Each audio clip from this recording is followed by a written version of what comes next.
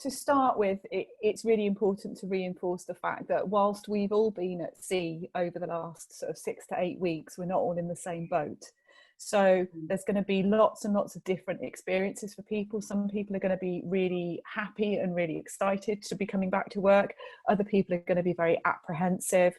And some people are going to be, you know, quite resistant to the idea of coming back to work for lots and lots of different reasons.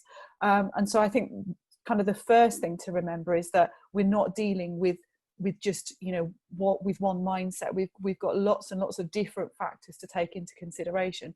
Obviously, you're going to have parents who still have kids at home. I mean, you might think that you've got children who aren't currently in school, and if we suddenly had to go back into the office, that would be a really big challenge. So there are going to be some parents who have got those concerns. There are going to be some people who still have health concerns, who are very worried about their own health and potentially the health of people around them. So if they've got a household member who's shielding, they might be very reluctant to come back into the workplace. But then equally, you're going to have people who have been crawling up the walls for the last couple of weeks and will be desperate to get back into the office. So like I say, the first thing really is being aware that there are going to be lots and lots of different responses to this. There's not going to be one, you know, unanimous and clear way of dealing with people.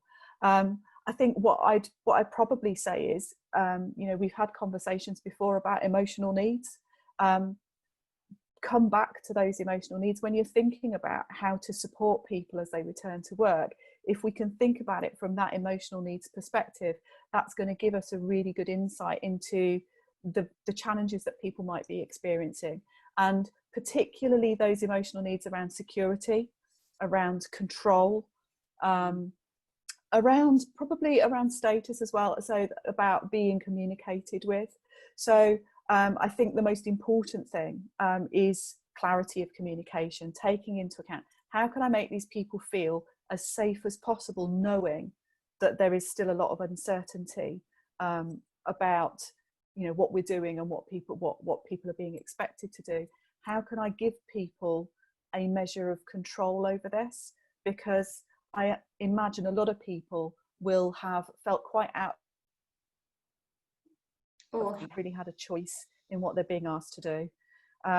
So, you know, being able to offer them some choices about how they come back to work, if that's possible. That's not always going to be something that you can do, but just thinking about, well, how can we give them some options around this? Are there different choices that we can offer them that will give them a greater sense of their own personal autonomy in this? We're not forcing people to come back into work.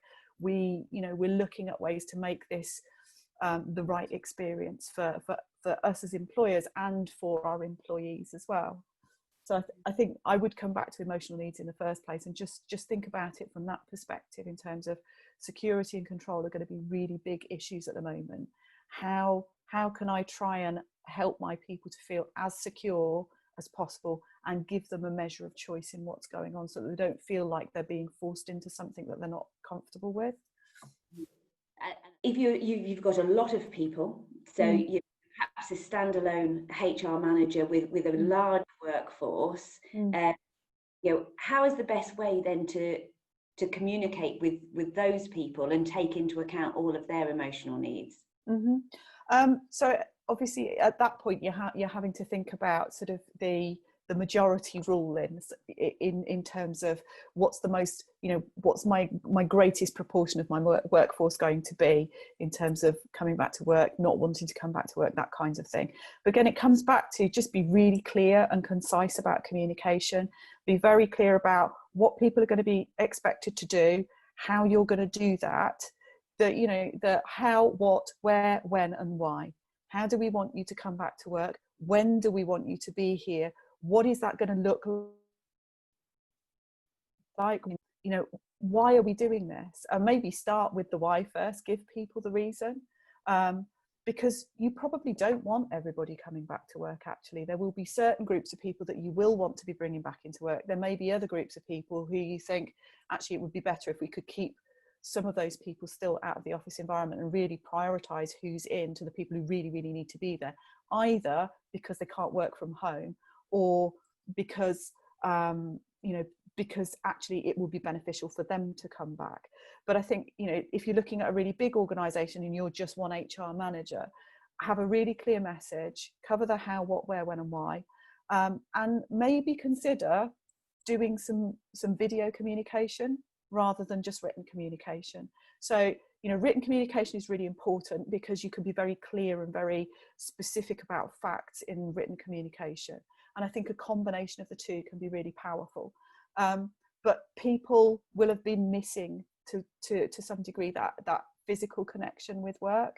And so being able to be communicated with by a real person who's sat in front of them, who's very human, that I think can really help with getting the message across. Again, keeping the communication clear, keeping it concise, and possibly even doing, you know, a series of short communications. I'd like to talk to you about why we're starting to bring people back to work and who those people might be. Then I'd like to talk to you a little bit about when we're going to start to do this and what we're going to put in place. And then I'm going to give you the option, you know, the opportunity to come back to me with some questions, and I'll do another, you know, summarizing session to see if we can cover all of those questions. So I think, you know, using a combination of tools to communicate with people can be really useful. But right now, I think actually a couple of short videos just explaining to people and being very human and very very present in those communications can be quite powerful for people, because they feel like they're being communicated with on an individual level. Much more personal, isn't it? No, I yeah, love that. Absolutely. Helena's just put in the chat box that they are, and Helena is a standalone HR person with a large workforce, so this is very relevant for her. Yeah, they're doing a toolbox talk of what we have to put in place, or what they're putting into place, and what they're doing via Teams, and doing it via Microsoft Teams for those looking at home. So really, that's exactly what you're saying, isn't it, Kat? And you can do, you know, you can do it lots of different ways. You can communicate with everybody all in one go, or you can maybe group it into separate areas of the workforce, depending on, you know, some people are, you might have different arrangements, and so maybe grouping those people into the types of arrangements that you're going to be making for them. But yeah, I think that's a brilliant idea, Helena, is having that toolbox talk. It just makes it a lot more human and a lot more approachable. People will find it easier to engage with that maybe than just having something written down in front of them.